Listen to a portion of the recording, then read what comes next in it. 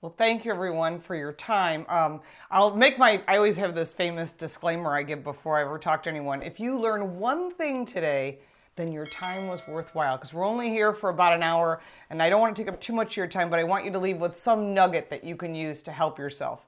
So I'll get started on how to buckle down and get on the road. Everything I say, and I know my kids always laugh at me, it's like, really, is it always car related? But that's my expertise, but it does apply to businesses, and I'm also an entrepreneur.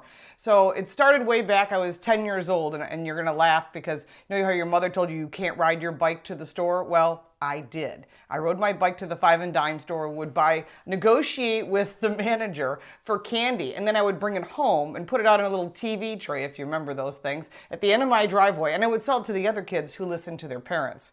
Of course, my mother wasn't very happy about me doing that, but what it started was something I didn't realize was my ability to look at things from a different perspective, and that's kind of what you have to do, and that's kind of what we're going to carry throughout the theme of today.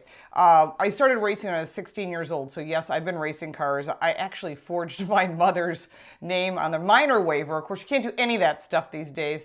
But part of the interesting thing is that when you see opportunities, it's amazing how you lead you to something else. Like where you are today, you probably graduated high school or college and said, I'm going to do this, and you find yourself over here, and you can't figure out, like, how did that happen? That was not what I was thinking.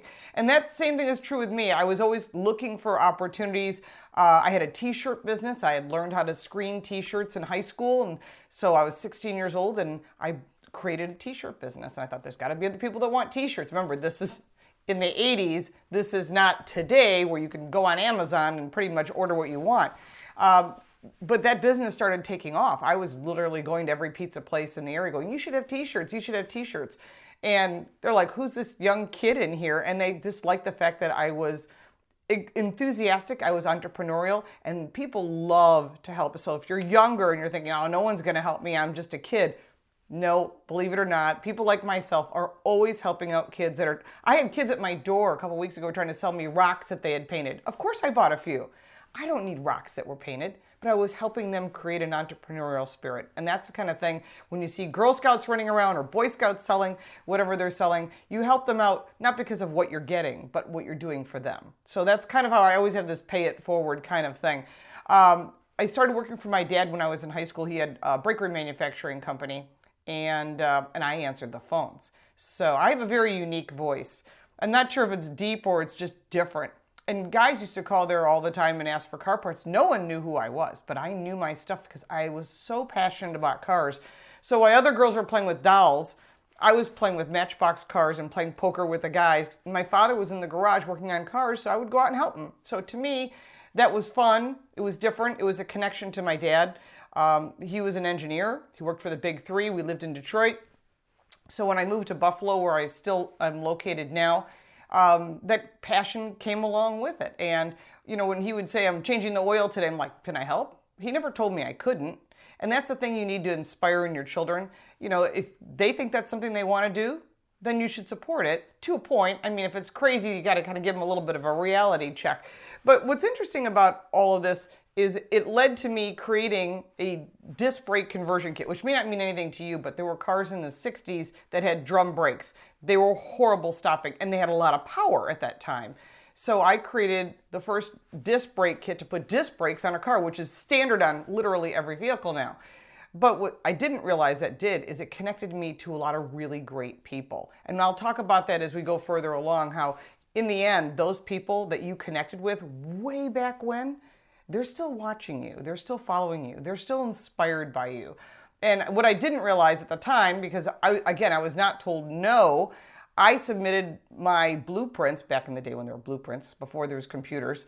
I submitted them to the Society of Automotive Engineers. And at the time, you had to be an engineer and you had to have your blueprints. Well, I never sent anything on a degree because I was still in high school when I created this.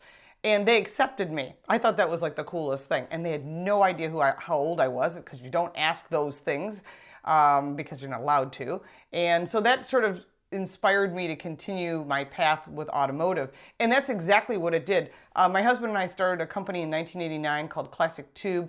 We are making pre-bent brake fuel and transmission lines for, at the time, just Mustangs, but then it turned out to be Volvos and Corvettes and Camaros, and suddenly this business started growing, and my husband had all the engineering, but I had the marketing and the communications experience. Again, this is totally different time than today, and I'll update you on today and what you can do to help your company as well. But the interesting part of this is this company is very successful. We've expanded and grown. We do things for industrial, military, medical, which helped us through the COVID nightmare because we were making tubes for medical applications. And all this was going great. And then around 1992, I get a phone call from Chicago. This is a whole different time. You know, the cell phones were real expensive and you answered the phone like, talk quickly. And it was from Harpo Productions, which is Oprah. And I had no idea who she was. Actually, my sister-in-law was more excited than I was. I'm like, I don't know, she's some woman on TV. I do TV work all the time. I didn't really think about the fact that she was somebody big, because my goal has always been to help people have car smarts, to empower you to make better decisions. And I always did that from a car perspective. But then when Oprah called, that changed everything. So they flew me to Chicago. I got to work with her. At the time, there was a huge snowstorm, and they wanted us to go around and ask people, hey, are you prepared for winter? And I didn't think I was going to be on the show. I thought my job was just going to be to just give advice on tape and then leave. Well, little did I know that they asked me to come back to the studio. And everything was very secretive then. Like, you couldn't share the producer's number. Everything was kind of interesting. So many people have asked me, I'm like, I still won't share her information. But it was interesting because what ended up happening was that opened up doors of opportunity like I had no idea. I did not get the Rachel Ray version of it, unfortunately, or the Dr. Phil where I had my own show because of that. But what it did do is it opened a lot of opportunities. And I worked with her on your Live Your Best Life tour, where I got a chance to actually communicate with her and really have a different insight on things, whether you like her perspective or not. It's always good to listen to different people's perspectives because it helps you think differently and see how the other people think, and it expands your mind, and it's really a good thing. So what ended up happening is I was on the road with her for the 3 Live Your Best Life tours until her show went off the air. But that continued to go on to other things, and I've literally been on every news network that you can name, online, offline, radio, TV, so it opened up a lot of opportunities. Again, that was random. Things happen. When one door closes, 2 doors always open. I was in 2009, my daughter was the one who got to announce me being inducted into the Hall of Fame for Women in Transportation. That was a big honor. And it was great. And by the way, we named our daughter Shelby after the car designer. So, and yes, by the way, Fix is my last name. I married the right guy a long time ago. So in 2016, I had the opportunity to be a part of the North American Car and Truck of the Year jury, which decides the best cars, trucks, and utility vehicles of the year. I was on the board, and then I became president, so I was the first woman president, and I made some massive changes. We changed the perspective from car manufacturers because of my marketing and my entrepreneurial background. I literally dove in head first and made some massive changes, and now this is considered one of the top 3 awards in the industry, where there's tons of awards. Believe it or not, we're of the top 3. So it's Car and Driver, Motor Trend, and North American Car and Truck of the Year. So you'll see that logo that we created and have empowered manufacturers to use. So you'll start seeing that now in dealerships, and you'll go, I know that. Last year I was lucky enough to be, or honored to be, involved with the World Car of the Year jury. So I'm on both juries now, and that has helped elevate my work. So what that means to you is, if you can join some groups that have respect in whatever industry you're in, what that does is it elevates you, your brand, your company, and that's part of what all this is about, is looking at things a little differently. It's not just about for you, but it's for helping other people. And I always say, what you give, you will receive. Sometimes you don't even know it, and sometimes you don't receive, but you have to give in order to receive. So one of the subjects we were covering is revving your engine and your entrepreneurial spirit, and I kind of touched on that a little bit, but what I want to talk about is creating that roadmap. So we all have aspirations for ourselves or our company. And when it started for me, just to give you just a little background, is I used to watch the Today Show all the time. There was only 3 networks. So I was watching NBC Today Show, and I used to say, man, I want to be on that show. My mother watched it all the time. It's like, I got to get on this show. So how do you do that? How would you do that for your company? Whether it be local, get in the news, get some exposure, radio or internet. Well, first thing you got to find out is the outlet that you want, whatever that might be. So again, we're going to do the roadmap, but we're going to do it backwards. Where do you want to be?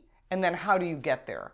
And rather than just saying, I'm going to keep working hard, putting out great product and helping people and doing all the right things, and it doesn't happen. And a lot of people get very frustrated. So I'm going to teach you a way to do it backwards. And I know it works because I've helped a lot of people do it. I was also Mentor of the Year for the SEMA, which is the aftermarket for the automotive. I've been Woman of the Year there as well. And part of that is because I love to help people get to their goals. So what is your goal first? So if your goal is to be on, I don't know, CNN, that's your goal. I want to be on all the national news networks talking about whatever it is that you do. How do I do that? It could be anything. It doesn't have to be media. It could be something in life, whatever your goal is. Well, first off, to get there, you need to have a good story and be considered an expert in your field. So how do I do that? I'm an expert, but people don't know who I am. Well, there's lots of ways to get there. One of them is an easiest one, and it costs nothing. You're going to write this down. It's HARO, help out a reporter. It is free. You get it 3 times a day. And there may not be anything for you on a certain day, but for automotive, I've had 5 or 6 in a day.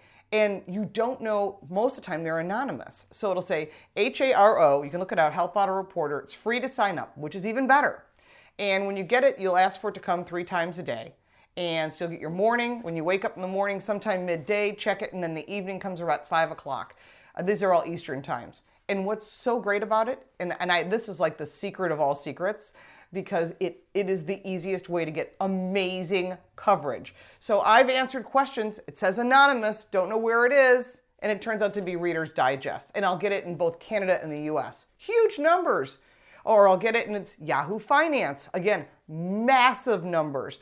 Or it could just be some local place, some local area. But I just did one and I had no idea. I had 53 appearances from it. It was just a Zoom, just a quick Zoom, my opinion on saving on fuel, because that's a timely subject. They're always looking to get answers from experts like you. So if you can answer that, this is great. They don't care about anything more than getting the answer to their question. If you don't want to be on camera, I have a girlfriend who's an expert on cleaning. She doesn't like to be on camera. So write an answer. Don't answer the ones that want you on video. Write the ones that want you in writing. And always tell them how you want it referenced. I want to be referenced as Lauren Fix, automotive expert, car coach reports. So you will then pick your name, your company, and how you want to be titled. And believe it or not, it will bring you attention, a lot of attention. Now you have to be on it every day. I know if you can't make it, you're sick, you're busy, then don't answer today's. You're going to get 3 more tomorrow. They're Monday through Friday, and they're worth looking at. There are days that you'll have 30 opportunities, and there'll be days you have hundreds. But just remember, they're very, very timely to reply, because these are typically, I just did one for Reuters, there's AP, and so when you start thinking about all of this, you start realizing there's opportunities. And I would have never been able to reach one specific person from Reuters or one specific person from Fox Business News. But that's what happens, and then suddenly you're leading to more opportunities, which gets you on camera or gets you mentioned or gets your company mentioned. So you have to start from that perspective. So you go, well, I'm new to this. I really don't have a lot of expertise. Well, you've obviously chosen a path, whatever path that may be. And if you're fresh out of college, I always say, you know what you don't want to do? So eliminate that originally. I'm not going to do this. Okay, so those aren't options. But I do enjoy doing this, because if you do what you love and love what you do, you're never working a day in your life. And you can tell from me, I'm super passionate about cars. I love cars. I collect cars. And when you start thinking, we restore cars as well. And when you start looking at things that you love to do, whatever it is, it could be flower arrangements, it could be food, you could be a food blogger. And the key to it all is to focus on your subject only. So if you go to any of my social media, and I'm literally on every social media, we'll talk about that in a second, it's at Lauren Fix. Super easy. And I only post car stuff. You'll never see me post about politics or, I don't know, I always say the price of rice in China, or food. I love to cook, but that I keep amongst the family, because it would totally distract from what my subject matter is. So whatever your subject matter is, whether it's, organizing, it's home design, you're a realtor, whatever that might be, you want to focus on your subject. And I know it's hard. So if you want to have a personal private page, I have friends that actually have their name and then they put private and they keep that like family pictures and all that. I try not to mix apples and oranges, as they say. So as you work your way back, you have to decide your goals. Like, my goal is this, but I will promise you it's going to change. So while I thought the Today Show was the be-all, end-all, and I worked with Katie Couric and Matt Lauer when he was there, he was totally fine with me. But as you start working with all these different people, you realize, this is good, but I want more. And that's good. That means you've accomplished one goal. So check that off your list. And your next goal is what? I want to be on whatever show or whatever magazine or whatever exposure you need, especially if you're working in a regional area or a local area. You really want to focus on, and it's easier, believe it or not, it's actually easier local and regional than it is on a national or an international level. So I work a lot of international news, which is partly why I joined the World Car of the Year jury. And all of this has helped support the effort to get to the goal. So remember, your goal is going to change, but you really need to write that goal down. And it's so funny, you've probably heard a million times. Get a Post-it note, write down whatever your goal is, and put it right on the mirror. So when you're brushing your teeth, you see it every day. You're brushing your teeth at night, you see it right there. And it helps remind you of what you're doing. Because there are days, and I promise you, there are days, and anyone who knows me, you throw your hands in the air and go, what am I doing? I don't even know what I'm doing. Am I on the right path? And you're allowed to have those days. And you're allowed to have miserable days as well. So, those are things that I always tell people. So those are days, we all have miserable days. I have bad days also. There have been days that I always, as Oprah would say, you have a pebble that hits you in the head. And you go, I'm going to ignore that. And then the rock gets a little bigger. And until it's a brick or a cinder block that hits you in the head, that's when you go, oh, I guess I really didn't see that one coming. You actually did. You just didn't see it. And you're not alone. I've been there as well. So I always say you are allowed to have one bad day, but the next day is a new day. So make it something better for yourself, whatever that may be. If that means, as I always say, there's a fork in the road, choose the left or right. And I've been there. I worked for my dad for 20 years, and I reached that fork in the road, knowing that nothing is ever going to change because of the old school mindset that I would never be able to take over that business. I could stay there or I could start something new.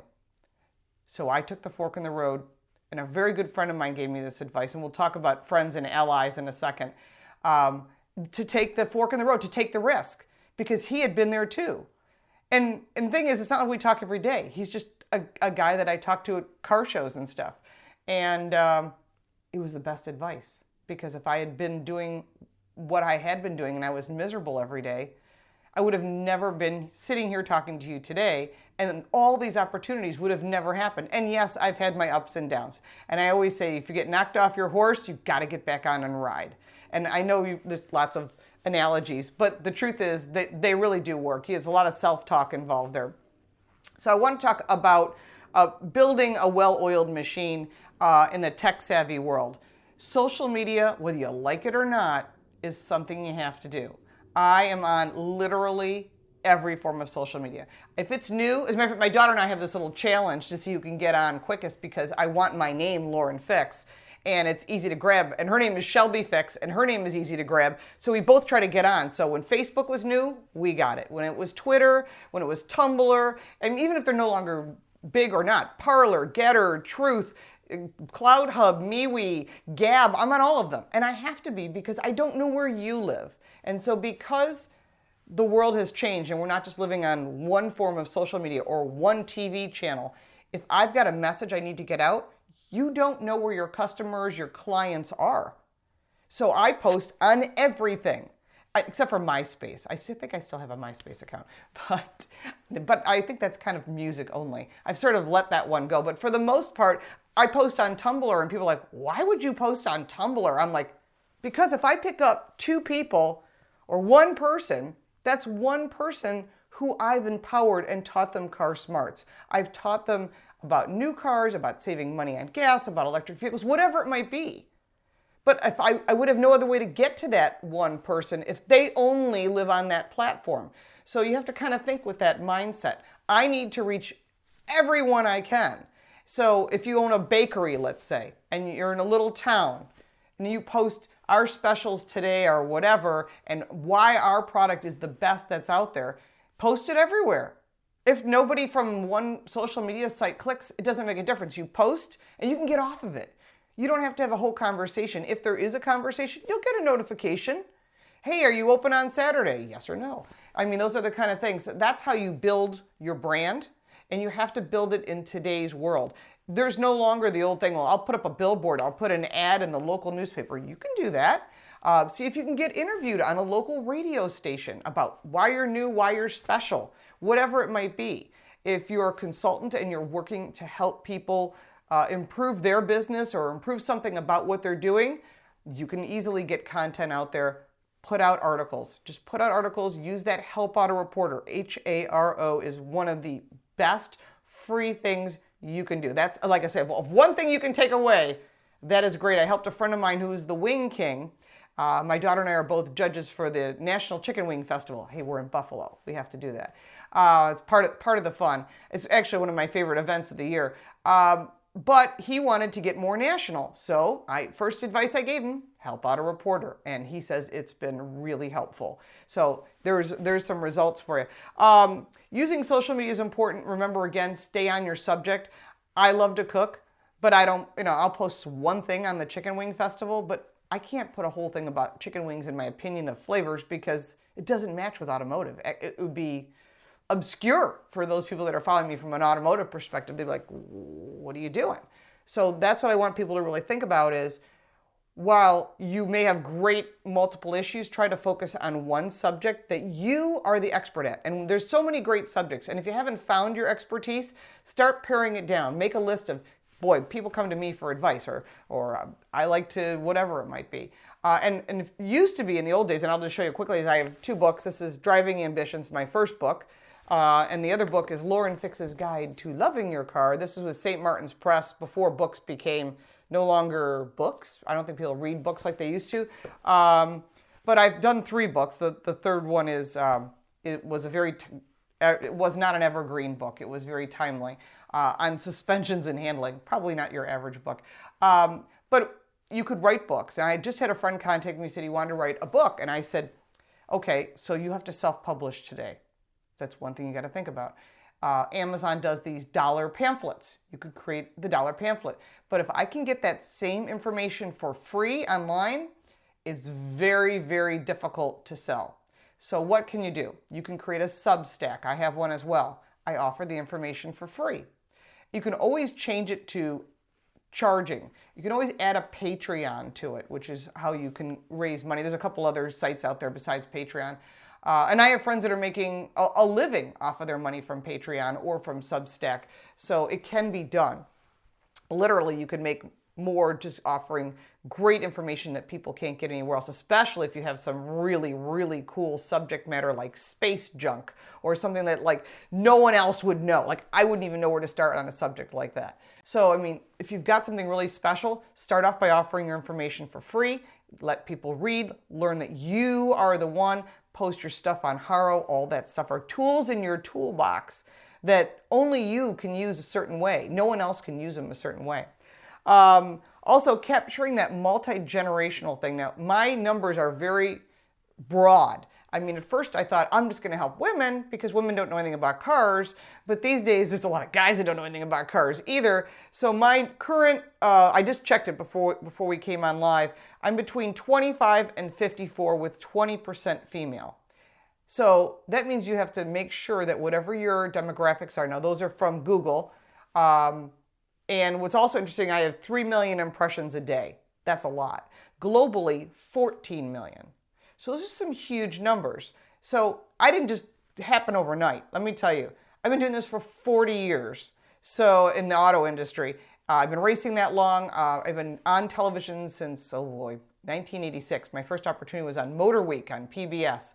So nothing happens overnight. There are some people that have great subject matters and it will happen for you overnight. And if that's the case, congratulations. I mean, take it. We should all be supporting whoever that is. I think that's fabulous. I mean, especially if you're talking about some of the topics that are out there today, and I won't even go down that road. But so interesting. And then look at your other opportunities within your immediate family. My daughter and I have been working together for a while. She's the Car Coach 2.0. So she talks to younger generations. Not that I can't, but they kind of want to hear it from their own people. So she's been writing articles and doing videos, and we've been hired to do work for a couple companies. So it was great she was able to make some money. We're working on a project together on 101 things driver's ed didn't teach you, because they only teach you to pass the test. So if you've got kids involved or elderly people involved and you're talking about a subject that they can help you with, utilize them. They're your allies. And that's what's really great about doing that. Now, if you're working in an industry, and then this is something that I did want to cover, is breaking the glass ceiling. So there's a lot of people that I've helped that feel that they're limited because there's a glass ceiling. You know, I think, especially working in a male-dominated industry, the glass ceiling is also a roadblock. And it's there if you allow it to be there, and it's not there if you don't. I've never let anything stop me. If I want something, I'm going to figure out that goal and figure out how to get there. But I will tell you, there are some really important things you need to do. Number one, there's no whining and crying. As soon as you do that, male or female or whatever you might be, you lose credibility and you can't earn it back. So what I do is, while everyone else is watching, TV shows and whatever it might be, and I'm a bit obsessed about this because the auto industry is my thing, there's a lot going on, I read as much as I can. Some I don't agree with, some I agree with. But you need to know what's going on out there, so when you're asked a question, you don't just answer with, especially for females, with, yeah, that's correct. Because then you don't get the credibility. And actually, Marcy, who put this together, today we were discussing this yesterday, that you can't just answer with a simple word answer, male or female. These days you need to answer with a concise, supportive answer. Here's why this is true, and here's in your head 3 bullet points of why. So now I'm like, oh, this person really knows their stuff. I'm impressed. And so I actually just did an interview yesterday with someone who was asking me about cobalt and cadmium and nickel and all the metals that are in these electric vehicles. And I just didn't answer with, yeah, there's a problem. I answered with, well, a lot of the nickel comes out of Russia and the Ukraine, so that means that we have to consider the fact that this is going to impact electric vehicles, which means you, when you go to the dealer, may not be able to get one for a longer period of time. And so you just answer the question that way, and suddenly it's like, oh, they're not questioning your credibility, your expertise. So if you don't have a book and you're like, I'm new at this, or I'm working at a company and I'm not getting to where I want, proving to your boss or to your coworkers that you really know your stuff makes you the go-to person, which elevates your credibility to a level that other people will notice. Don't expect there to be suddenly like, oh, we're so glad you answered that, you get a raise and a promotion. But don't worry, there are people listening. There are people that know. And when people are asked about you, they'll always say, wow, that person knows what they're talking about. So you want to be that person. So the other thing you need to do is find allies. You will always find people who think you're so cool or that love hanging out with you. And finding allies, even if they're in your life for a reason, a season, or a lifetime, you will be surprised. They'll talk about you and you're like, oh, really? That person likes me? Like, we talked once. But you'll be surprised. That's why you need to really know whatever your expertise is. You need to know that, yes, you're going to have hurdles. Yes, you're going to have potholes. Pardon the car pun. But know as much as you can. So instead of, yes, maybe you like sports, you enjoy football and whatever. But if you could spend a little bit of time every day just learning a little bit more about your industry, whatever it is, even if it's government, learning something that's going on that could help improve your position, then you're creating a stronger person, and it doesn't make a difference whether you're male or female or whatever you might be. That ceiling will start to dissolve, and that hurdle you'll find ways around because you're finding allies, you're learning about what you're supposed to know. But the key is to have that toolbox and know when to use it. I can tell you the worst story. There was a woman who was trying to get involved in automotive, no names, and she immediately said that she felt threatened by this guy because he was talking down to her. And I knew right away when I heard it, I went, That's not going to go well for you, because what ended up happening was she got fired, because everybody wants you to be a team player. So if somebody's bothering you, either don't engage with them, but if you have to engage with them, just be more knowledgeable. And yes, there's some snakes out there who will try to steal your ideas and take away your credibility and try to squash you. Find other allies in that department or another department. And that includes, this is also true if you own your own business. There's going to be competitors out there who are going to try and throw, essentially, as I call it, bricks at your head. And I've had that happen. Even recently, I had someone make a false accusation and I had to get an attorney. So, and I wasn't whining, I wasn't crying, but I stood my ground and I won in the end, but they were just throwing stuff at the wall, trying to cancel me. Not going to happen. Anyone who knows me knows you're barking up the wrong tree. So you need to stand your ground and stand up for what you believe in, and you will be totally surprised when things start to unfold. And don't give up. I know it's so easy to throw your hands in the air and go, that's it, I'm done. Unless something physically is happening to you or someone's literally hurting you, that's a totally different story. But for most of us, that's not the case. So try not to be offended. I know in today's world, that's a lot of that. But improving yourself both inside and out, making yourself mentally stronger really is important. And it may not be your friends at work, but maybe someone you talk to. Maybe you grab a book. I'm saying the word book, I know. Go to your favorite bookstore, look online. Believe me, I have read many books on trying to help myself and talk to friends that have given me guidance. Even my kids have offered me guidance when you feel like things are just not going your way. So don't be surprised. Just open yourself up to learning, expanding, and you will find that you can break that glass ceiling. Hey, Mary Barra did it. That's pretty darn good. You know what I mean? In my business, you can't get much higher than the president of General Motors. So, and I know the gentleman below her who is super supportive. So, I mean, there are some really great people in all industries. I love the automotive industry, by the way. So if you're looking for opportunities and you're thinking, there's nothing in my field, I got nothing.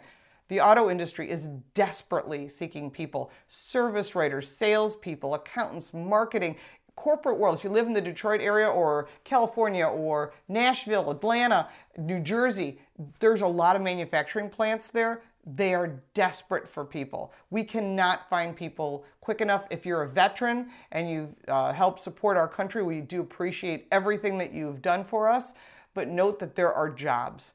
And if you can't find one, email me. I will connect you with USA Motor Jobs. They have so many jobs, they can't find people to fill them. So if you're concerned about where am I going to find a job, they're all over the country, coast to coast. There's tons of opportunity. So never feel that there's no way out. And there are times where you think your goal is this and maybe COVID or something caused you to really rethink your position.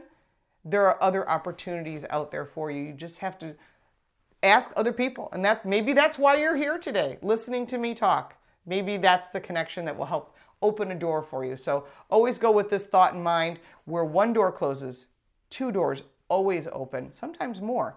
And you will find your goal. Just keep focusing on whatever your end goal is. You will get there. I made it. If I can do it, you can definitely do that.